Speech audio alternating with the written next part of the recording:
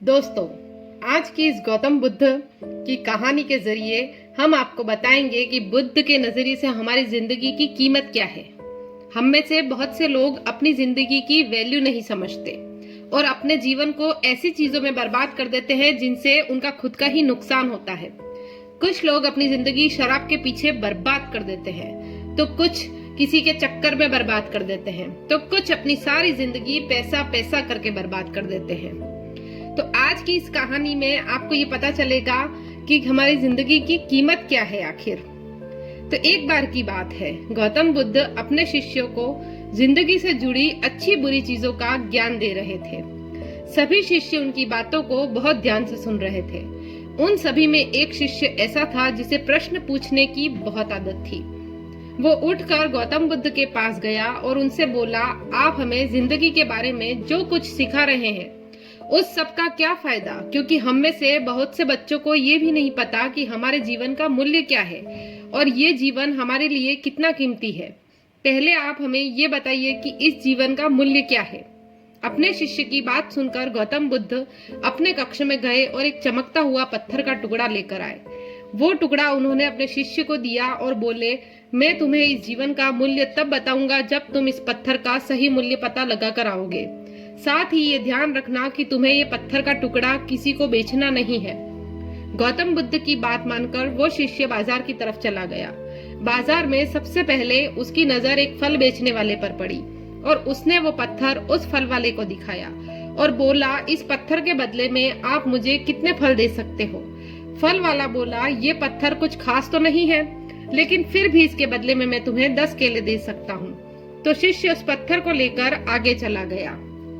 आगे जाकर उसने एक सब्जी वाले से पूछा कि आप मुझे इस पत्थर के बदले में क्या दे सकते हो। तो सब्जी वाले ने पत्थर को ध्यान से देखा और बोला, इस जो पत्थर की कीमत है, इसके बदले में मैं तुम्हें ज्यादा से ज्यादा 1 बोरी भर के सब्जियां दे सकता हूँ। इसके बाद वो शिष्य उस पत्थर को लेकर एक सोने के व्यापारी के पास गया। उस पत्थर की टुकड़े की चमक देखते ही उस सुनार ने उसकी कीमत 100 सोने के सिक्के लगाई। शिष्य ने वो टुकड़ा बेचने से मना कर दिया।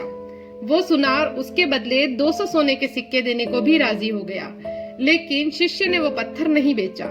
इसके बाद वो शिष्य एक हीरो के व्यापारी के पास गया और उसके सामने उसने वो पत्थर के टुकड़े को रख दिया। उस पत्थर को देखते ही हीरो के व्यापारी ने एक साफ कपड़ा बिछाया, उस पत्थर को उसके ऊपर रखा, फिर उसकी परिक्रमा की और हाथ जोड़कर उस पत्थर को कपड़े में लपेटते हुए बोला, तुम जिसे मामूली पत्थर समझकर उसकी कीमत पूछ रहे हो, असल में ये एक बेशकीमती रूबी है। ऐसा रूबी हर किसी को नहीं मिलता। मैं अगर अपना सब कुछ बेच भी दूं तो भी इसकी कीमत कोई नहीं चुका सकता। इस व्यापारी की बातें सुनकर वो शिष्य हैरान हो गया। वो दौड़ा दौड़ा सीधा बुद्ध के पास आया और उसने जो कुछ भी बाजार में हुआ वो सब बताया। उसकी अचरज भरी बातें सुनकर गौतम बुद्ध बोले, तुम्हारे सवाल का जवाब इसी रूबी की कीमत में छिपा है। हमारा जीवन भी एक रूबी है। रूबी की तरह ये बेशकीमती है, लेकिन हम इस बात को हमेशा नजरअंदाज करते हैं और अपने जीवन का मूल्य नहीं समझते हैं। हम दूसरों को देखकर और उनके जैसा जीवन जीने की कोशिश में अपने जीवन की जो कीमत है उसको कम कर देते हैं। हम ये सोचते हैं कि हमारी जिंदगी की कीमत वही है जो दूसरे हमें बताते हैं, लेकिन ये बात हमेशा ध्यान रखना कि सामने वाला अपनी हैसियत, बुद्धि और समझ के हिसाब से तुम्हारी कीमत लगाता है। तो हमारा जीवन बहुत ज्यादा अनमोल है दोस्तों। हमारे जीवन जैसा जीवन ही नहीं है। जो कुछ भी मिला है हमें जीवन में वो बहुत ही अमूल्य है।